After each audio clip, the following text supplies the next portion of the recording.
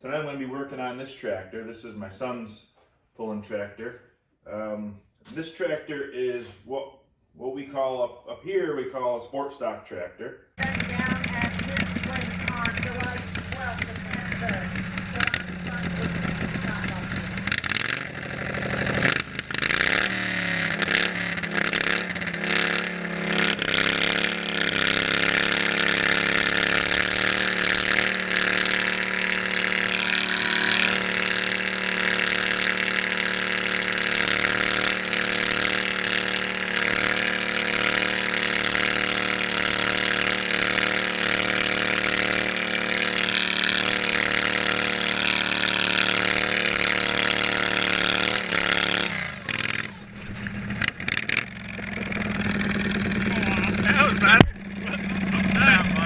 SportStock class, you can run a V-twin or a flathead single with a cubic inch limit. The rules we built to are the Vermont Tractor Pullers rules.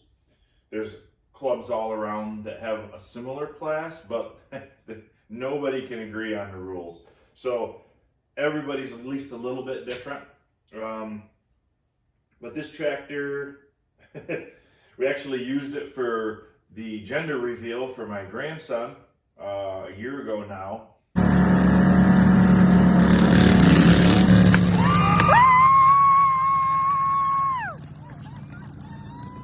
And that seemed fine. And then in the spring, I went to get it out to go pulling, and it seems like it may have a stuck valve. I don't know for sure. It's got the symptoms of a stuck valve. So I'm just going to pull this apart. But before I tear into it too much, I'll give you a little walk around tour of this tractor too, so you can understand what that class is about. Like I said on another video, I would highly recommend garden tractor pulling, especially if you have young kids getting into it, but really any age. It's a lot of fun. You know, if you like the sport of pulling and you can't bankroll, you know, a big tractor build or a truck build, garden tractor pulling is really fun. It's really a great bunch of people. It's very down to earth sport. And we've enjoyed it. You know, my kids have done it since they were little. We've worked our way up through classes and really enjoyed it the whole time. I'm gonna get the hoods off this, and then I'll give you a little walk around. You can see what this is about. We built this tractor. You can see it's kind of tiny. It was a Montgomery Ward's tractor. We built it when my son was, I think he was 12, maybe he was 11. I'm not totally sure about that. Actually, I'll throw some pictures in here I've got of when we were building it. He was a little tot.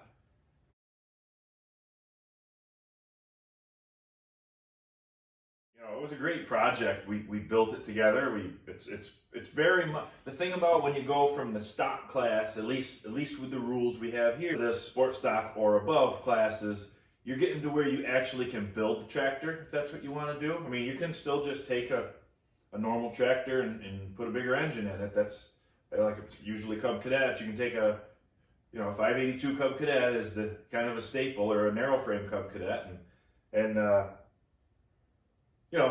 hot rod the engine and beef up the transmission a little bit so it can take the power and the traction and do it. Or you can do what we did, which was, cut frames in half and all sorts of fab work and stuff, which we really enjoyed. And like I said, my son was pretty young. He learned a ton of stuff doing it. And it was really, we had a great time doing it. And then once you get it built, you gotta tune it. You gotta learn how to pull it, how to weight it, how to balance it. and then you do upgrades now and then, so it's pretty cool. We thoroughly enjoyed the whole process. But my point in starting to tell you that was the tractor is small. When we built it, you can see in the pictures, it fit him perfectly. Now when you get a guy, my son's about the same size as me, and when you sit on it, and I honestly don't know if it looks as goofy as it feels, but my knees are like up here, and I feel like an ape sitting on a football or something. So, he physically kind of outgrew it, but the tractor really still pulls good, and and he still enjoys pulling with it. He's 26 almost now, and still really enjoys it. And his wife enjoys pulling garden tractors too. It really is a fun sport.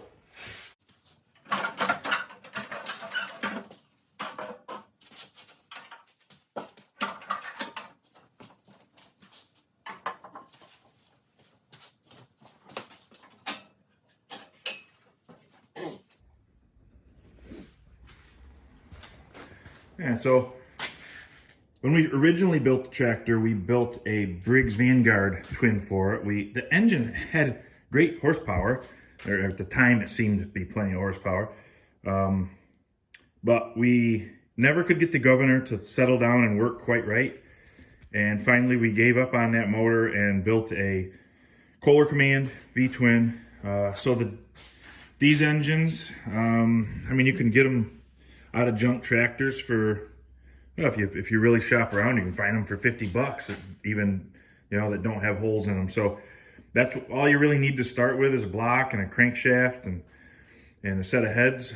And I mean, don't get me wrong, I have a friend that built a SportStock tractor. He put a bone stock Kohler Command in it, put straight pipes on it, and so it made a little bit of noise, and he had a ball with that thing for a couple of seasons before he really updated anything to make horsepower. So don't feel like you got to dive into it and be winning out of the box, unless you're that person that needs to, in which case I understand that too. But you really can just dip your toes in this and have some fun. It's a fun class. But this tractor, some of the fab works, it's a little crude, but it did the job. It served us really well. We were just talking the other day about, not very often in any kind of motorsport, you look at something as a good investment, right? You always lose money doing this stuff. But when we built this tractor, I don't remember. I think we put maybe $2,000 into the engine, another $500 or $600 maybe into the transmission and a set of tires. And this thing has just worked and worked and worked. It doesn't break much. When it does, it's always been something simple, knock on wood.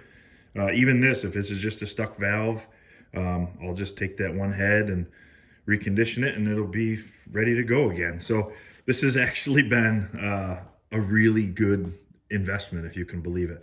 So this was, it's the original Montgomery Ward's frame back to here, where this just the back frame rails are Cub Cadet frame, so that way it interfaces good with the transmission and all that stuff. I didn't pull that cover, but it's a stock transmission essentially. It's a 4-speed with no reverse, but other than that, it's a stock setup, the normal bull gear front drive. It took us a few seasons to dial in exactly. We've got, I don't remember even what. I think it's got a slight overdrive in it now because we didn't quite guess the right gears, and that's just the way that goes,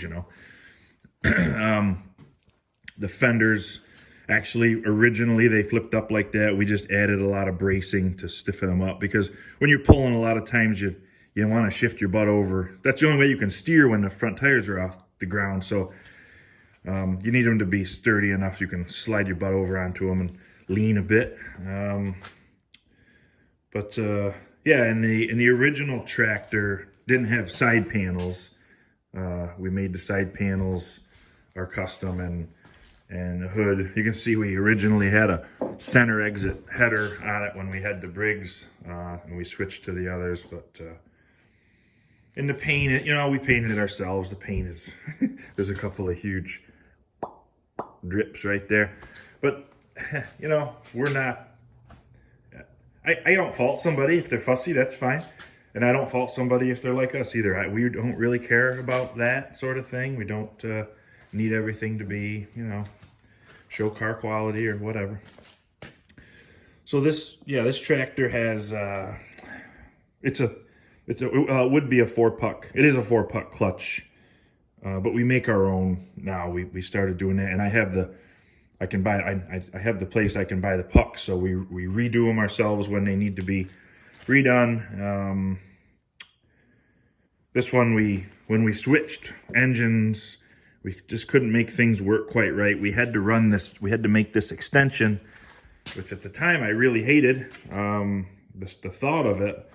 But really, it's all pretty well balanced. It's all machined, everything, the holes are all equally spaced and all that. So we, knock on wood, we've never had a problem. This SportStock class is limited to 39 cubic inches or 38 point something, whatever it was. It's basically a stock 18 horse, and you can bore it up to 20 thousandths over. It's a frequently broken rule, but this tractor is actually legal. You can do anything really you want to it. It's been a long time since we built it. There's a carburetor rule. This is a stock downdraft carburetor. I have hours invested into fiddling with that carburetor to get it to work just right, and it works very well now. The cam, you don't have to run the stock camshaft. You don't have to run the stock connecting rods. You can't run a big stroke because you're limited on cubic inches. So, I mean, you could run a big stroke, but you'd have to sleeve it down, how that all works. It's some swapping around of stock parts. The plastic intake is supposed to be for the vertical shaft engine, but people have done, flow bench work and proved that those are better. So that's what you look for, and that's the nice setup. We like a little extra flywheel weight, so we built the weight on the front, and it allowed us to put some accurate timing marks on it, so when we want to play with anything, we know exactly what we're doing. We widen our own rims. The hitch is just pretty much run-of-the-mill tractor pulling stuff. I mean, if you're into it, if not, then what you want in a hitch, no matter what kind of tractor it is, you want to be able to adjust it. Typically, rules are around 13 inches from the floor, but some places are different, so you got to get your rule book before you start building. We like to be able to hang some weights on the rear. You can see she's had a few hard rides. That one's bent a little bit. We can also stack, in this particular tractor, we can throw weights under the seat here. And then we got a weight bar on the belly and a weight box on a boom on the front. And that's, my advice, if you're going to build a pulling tractor, is keep it simple. People put weight bars here, just like the big tractors have. A lot of them have a weight bar just a bit behind the front tires.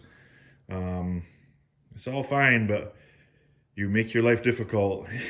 Especially, I'll tell you, the biggest mistake I've seen as far as weights go, always make your tractor so you can move the weights. Everything takes the same weights, front, center, and rear. That way, if you want to make an adjustment, I've seen guys that they use barbell weights on the front and then a certain kind of weight here and then a different one on the back. Well, if they want to, you're in line ready to pull and you're waiting for your turn and you say, I got to move some weight to the rear. Those guys got to run all the way back to the trailer or whatever to get their weight. So don't do that. We run, on this tractor, we run a rigid front axle. Really, in hindsight, probably not the way to go. I would probably leave it floating. That's about it. I mean, these are really a pretty simple tractor. They're still governed, so the engines don't need a ton of high-performance parts, really. A stock crankshaft works. We run aluminum rods because we run a shorter piston and a longer rod, but if it weren't for that, I'd probably be running stock rods if I could get away with it. So they're really... a factory engine will be governed at 3,800, I think, for a generator application sometimes, and we're running them at 4,500. So you don't want to run a stock cast flywheel. You've got to run I shouldn't say you have to. I don't know if it's a rule. I'm certain it's not a rule every place, but I would never run a stock cast iron flywheel above stock RPMs because I've seen the carnage when they fly apart. You cut that tractor right in half, So I don't like that, especially with my kids on it. But really the demands, as far as stress goes on the engine are low, and that's why the darn thing just runs and runs. Like I said, it's been a pretty good investment. You get building the other stuff, and you run an ungoverned engine on alcohol, and that thing, if you get the heads so they'll breathe, that thing will twist, and if you, oh God forbid, you pop out of gear or something and you rev the thing in the attic, you can drop a valve or something and really do some damage. So that's no fun. This is this is a fun place to be, is in a class like this. I think that's about it for the tractor. I mean, you can see it's got just when they were doing the rims, they also made the clutch pedal is adjustable. When he started out, he had to have it way up here. That's the seat too. You can see the seat got holes to bring it all the way up to here. So we planned ahead and made it so it could take him all the way from when he was a little guy to still. I can pull it. You know, I'm 6'4", 200 pounds, and I can still pull the thing. So it's a good deal. I would encourage anybody to build it. And like I said on my other video with the SportStock diesel, if anybody's thinking about building a tractor, or you got questions or whatever, don't be afraid to throw it in the comments below, and I'll do anything I can to help anybody. I like to grow the sport any chance we get. So I'm gonna go ahead and see if I can figure out what's going on exactly with this thing. Like I said, it has symptoms of a stuck valve, but may not be what's going on at all. Hopefully it's nothing too major. We'll get it tore apart, and I'm hoping to get these 2 tractor carcasses shoved back on the trailer for at least a few months. I can knock off some other jobs while I can tinker away with just a cylinder head a lot easier than tripping over this tractor all winter. So that's the plan.